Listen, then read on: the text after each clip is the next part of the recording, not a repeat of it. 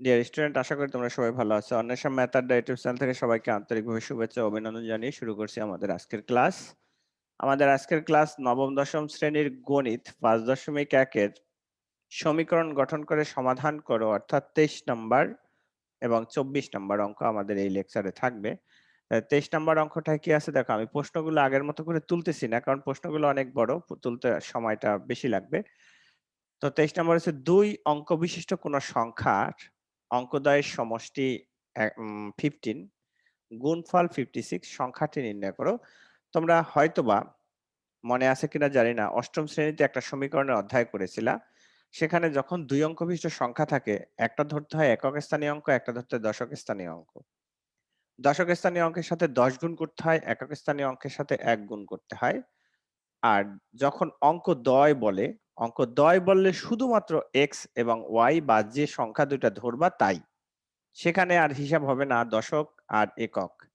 অঙ্ক দ্বয় বললে শুধু এক্স আর ওয়াই। তাহলে দেখো আমরা কিভাবে অঙ্কটা করতে পারি 23 নম্বর থেকে।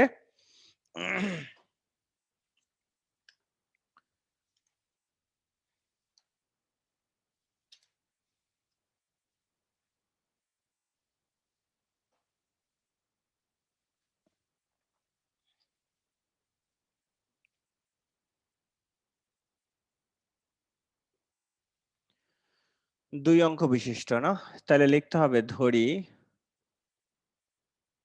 একক একক স্থানীয় অঙ্ক, একক স্থানীয় অঙ্ক এক্স, দশক স্থানীয় অঙ্ক ওয়াই। সংখ্যাটি যখন নির্ণয় করবা, দশক স্থানীয় অঙ্করে 10 দ্বারা গুণ করতে হবে। আচ্ছা, আমরা এভাবে না করে যদি আরেকটা ভাবে করি তাহলে মনে হয় ভালো হয়। কিরকম? যে একক স্থানীয় অঙ্ক তো ধরছি, তাহলে এখানে যেহেতু অঙ্কদ্বয় সমষ্টি আছে 15, তাহলে এখন পরেরটা কি হবে? ওই 15 থেকে একক স্থানীয় অঙ্কটা বাদ দিলে তাহলে মনে হয় অঙ্কটা একটু সহজ হবে। দেখো, 15 বাদ দিলে কিন্তু আমাদের কি হয়, তোমার দশক স্থানীয় অঙ্ক হয়ে যায়। তাহলে এখন সংখ্যাটি কি হবে? দশক স্থানীয় অঙ্কের সাথে 10 গুণ করতে হবে, আর একক স্থানীয় অঙ্কের সাথে 1 গুণ করতে হয়। এখন এটা দিয়ে গুণ করো, 150 মাইনাস 10x প্লাস এক্স সমান সমান কত? 150 মাইনাস 9x, 150 মাইনাস 9x। এখন এরপরে বলছে কি, এদের গুণফল। এখন যদি আমরা শর্ত মতে যাই, তাহলে প্রশ্ন মতে এদের গুণফল, তার মানে এদের গুণফল মানে কি? এই সংখ্যা দুটার গুণফল 15 মাইনাস এক্স। এদের গুণফল কত? 56, 56। এদের গুণফল হচ্ছে 56। এখন আমরা 15x minus x square minus 56 সমান সমান 0, মিডল টার্মের একটা প্রসেস। আমরা যদি -1 দ্বারা গুণ করি তাহলে এটা কি হয়? প্লাস হয়ে যাবে, -15x, মাইনাসটা প্লাস হয়ে যাবে। এখানে লিখবা -1 দ্বারা গুণ করে, -1 দ্বারা গুণ করে। এখন মিডল টার্ম, 7 এ 8 56, 8 আর 7 যোগ করলে 15 হয়, সমান সমান 0। x মাইনাস 8, x মাইনাস 8 সমান সমান 0। x minus 8, x minus 7 equal 0। এত হয় x মাইনাস 8 ইকুয়াল 0 অথবা x minus 7 equal 0। x equal 8, x equal 7। তাহলে x এর মান দুইটা পাইছি, তাহলে এখন সংখ্যা নির্ণয় করো। যখন তুমি x এর মান দুইটা পাইছো, তাহলে সংখ্যাও তো হবে দুইটা, কারণ আমি তো কোনো মান বাদ দিতে পারবো না। x এর কোনো মান বাদ দিতে পারবো? কোনো মান কিন্তু আমরা বাদ দিতে পারবো না। তাহলে এখন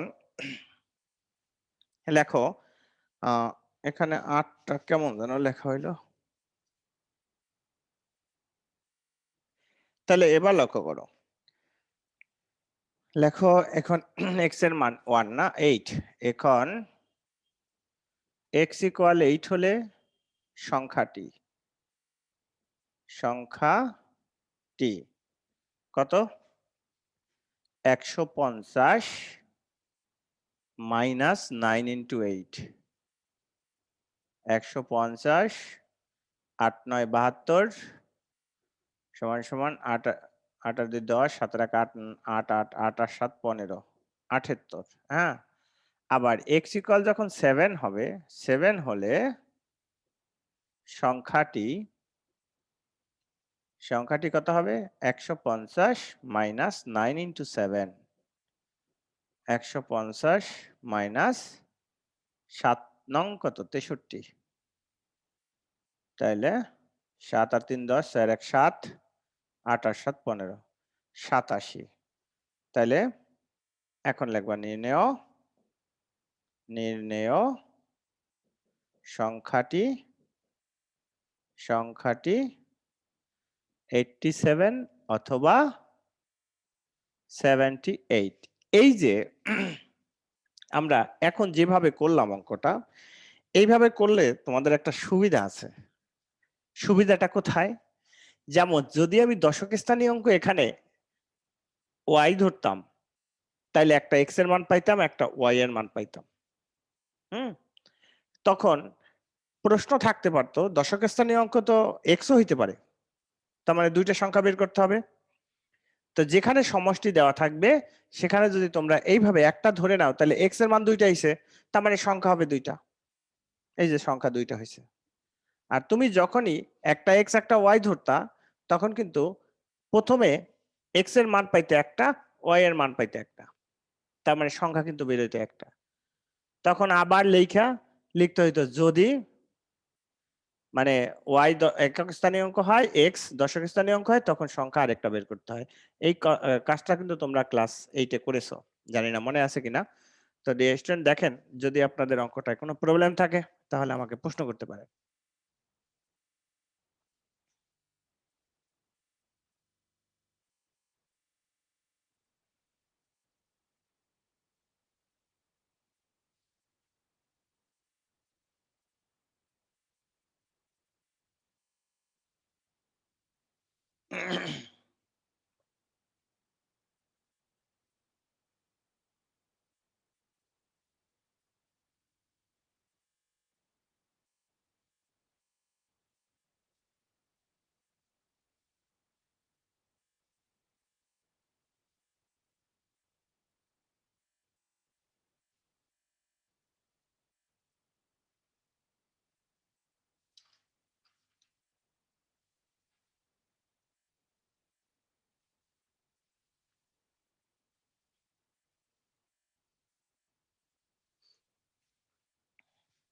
আছে কি কারো কোনো সমস্যা?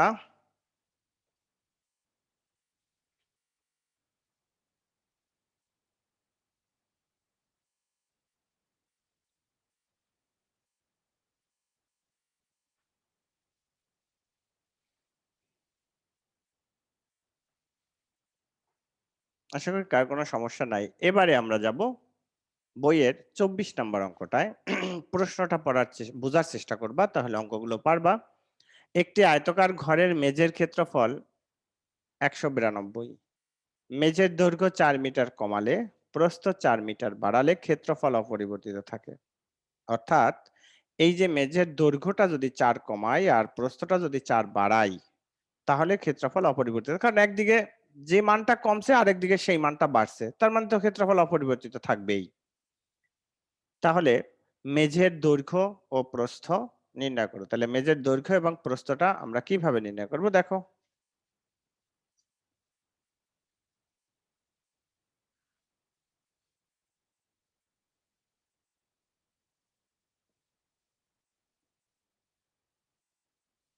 সবাই বইটা পাশে নিয়ে নেবা, তাহলে সহজ হবে। যেহেতু বোর্ডে প্রশ্নটা নেই, বইটা সামনে রেখে ক্লাসটা করবা।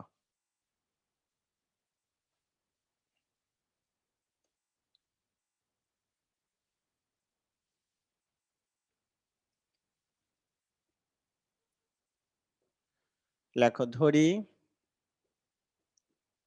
মেঝের দৈর্ঘ্য x মিটার, মেঝের প্রস্থ y মিটার। আচ্ছা, তাহলে এখন প্রশ্ন মতে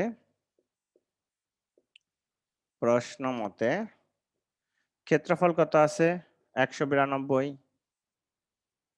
এটাকে যদি আমরা 1 নং সমীকরণ দেই, এরপরে বলছে আরেকটা শর্ত কি হবে? দৈর্ঘ্য 4 মিটার কমলে, প্রস্থ 4 মিটার বাড়লে ক্ষেত্রফল অপরিবর্তিত থাকে। তাহলে এখন এটা গুণ করো, x আর x গুণ করলে xy plus 4x minus 4y minus 16 সমান সমান 192। xy এর মান এখানে একটা পাইছি, বসাও 192, আর এখানে আছে প্লাস এই দুইটার মধ্যে x আছে 4 আছে, 4 কমন নাও, আর মাইনাস 16 সমান সমান 192। সংখ্যাগুলো সব ডান পাশে নিয়ে যাও। 192, এইটা হচ্ছে minus 192 plus 16, x minus y,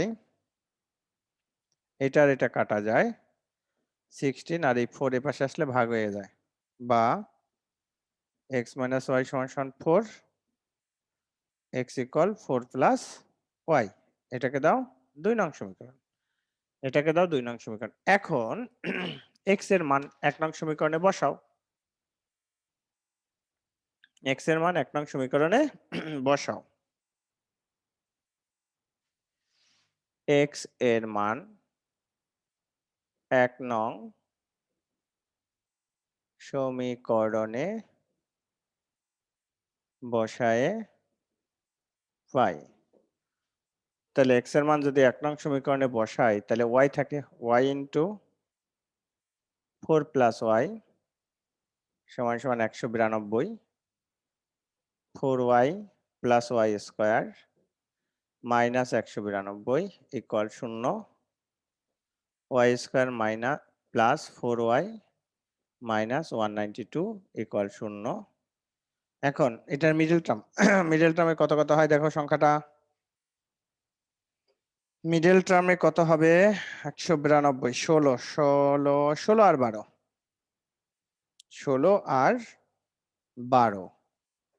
তাহলে 16 আর 12 যদি হয়, 16 থেকে 12 বিয়োগ করো, plus 16y minus 12y minus 192 equal 0। এখন এখান থেকে y কমন নাও, y প্লাস 16 মাইনাস 12 কমন নাও, y প্লাস 16 ইকুয়াল 0, বা y plus 16 y minus 12 equal 0। এত হয় y প্লাস 16 সমান সমান 0, অথবা y minus 12 equal 0, y equal minus 16, y সমান সমান 12। এই মানটা গ্রহণযোগ্য নয়, কারণ প্রস্থ ঋণাত্মক হতে পারে না। এই মানটি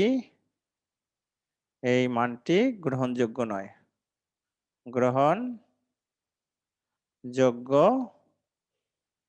কারণ প্রস্থ ঋণাত্মক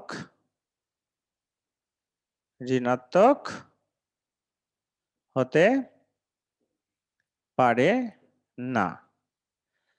এখন y এর মান 2 নং এ বসাও। দেখো y এর মান 2 নং সমীকরণে বসায়ে পাই। তাহলে 4 প্লাস 12 x ইকুয়াল 16। তো কত আগে থেকে রয়েছে এটা তো বলতে হবে স্যার।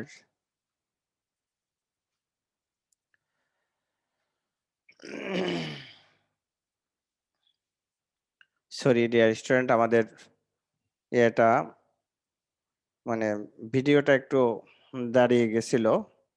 তো দেখো, আমি প্রথম থেকে আরেকবার বুঝাই দিব। তো এরপরে আমরা দৈর্ঘ্য আর প্রস্থ পেয়ে গেছি, সুতরাং নির্ণেয় দৈর্ঘ্য 16 মিটার,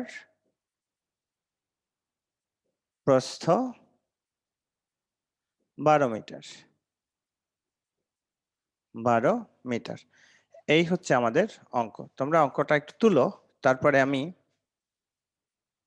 বুঝাই দিব।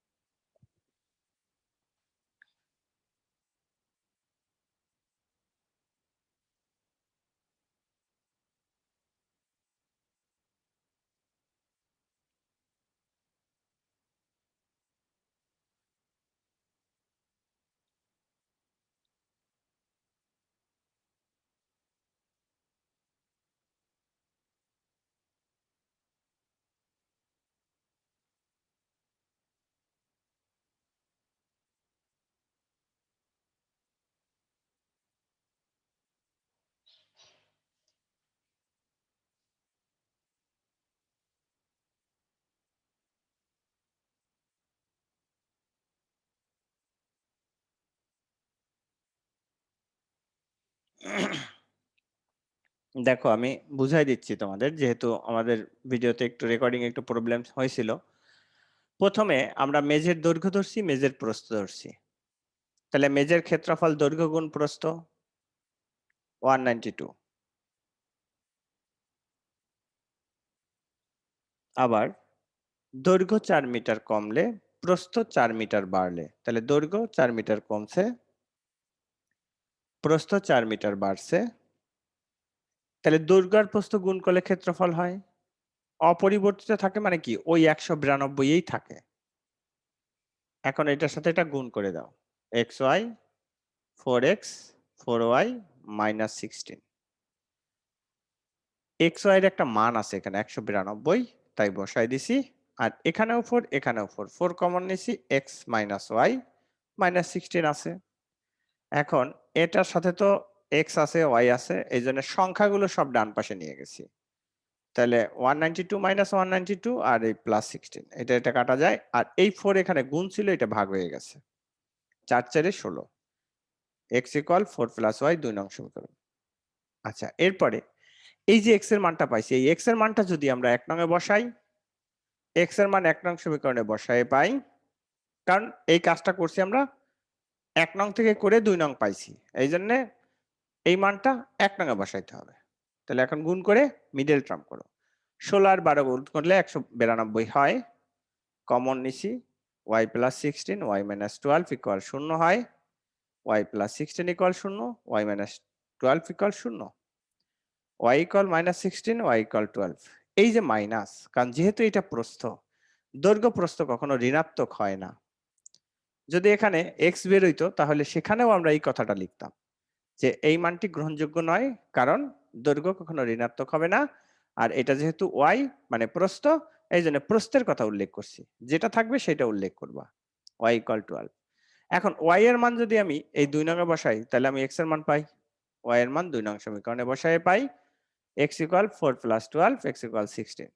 এই হচ্ছে আমাদের একটা দৈর্ঘ্য আর প্রস্থ নির্ণয় আমাদের হয়ে গেল। তো আমাদের এই প্রশ্নটা কি চেয়েছে? দৈর্ঘ্য প্রস্থই চেয়েছে। এখন যদি আমাকে এই দৈর্ঘ্য প্রস্থ না চেয়ে বলতো যে এটার পরিসীমা, আয়তাকার ক্ষেত্রের পরিসীমা নির্ণয় করো, তাহলে পরিসীমা নির্ণয় করলে আমরা কি করতাম? শুধু সূত্র বসায় দিতাম যে 2 × দৈর্ঘ্য প্লাস প্রস্থ। পরিসীমার সূত্র কি? 2 × দৈর্ঘ্য প্লাস প্রস্থ। এই ছিল আমাদের সূত্র। তো আশা করি তোমরা অঙ্কটা বুঝতে পারছো। যদি কোনো সমস্যা থাকে তাহলে আমাকে প্রশ্ন করতে পারো। তা না হলে আমাদের আজকের লেকচার এখানেই শেষ হয়ে যাবে। পরবর্তী লেকচারে দেখা হবে তোমাদের সাথে অন্যান্য অঙ্কগুলো নিয়ে।